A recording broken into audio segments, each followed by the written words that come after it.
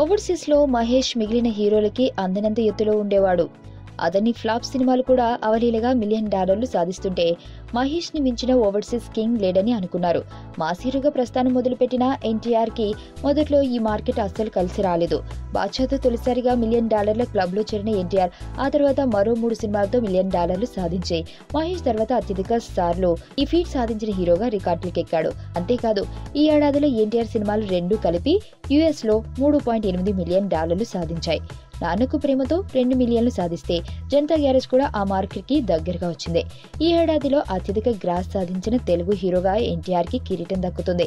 అయితే అత్యధిక వసూళ్లు సాధించిన చిత్రం త్రివిక్రమ్ ఆనే దాదాపు $2.5 మిలియన్ వసూళ్లతో ఈ ఏడాదిలో వచ్చిన అగ్ర హీరోల సినిమాలన్నింటిలో బీట్ చేసింది. ఓవర్సీస్ లో హీరోలతో సమానంగా దర్శకులకు ఎంత క్రేజ్ ఉందనే దానికి ఇది నిదర్శనం. ఓవర్సీస్ లో దాదాపు $7 మిలియన్ వసూళ్లతో బాహుబలి అగ్రస్థానంలో కొనసాగుతుంది. వచ్చే ఏడాది విడుదల కాబోతున్న బాహుబలి 2 ఈ రికార్డుని బీట్ చేసి $10 మిలియన్ వసూలు చేస్తుందని అంచనాలున్నాయి. అందుకు అనుగుణంగానే ఈ చిత్రం ప్రదర్శన హక్కుల్ని ఓవర్సీస్ లో కనీవిని ఎరుగని మొత్తానికి సొంతం చేసుకున్నారు.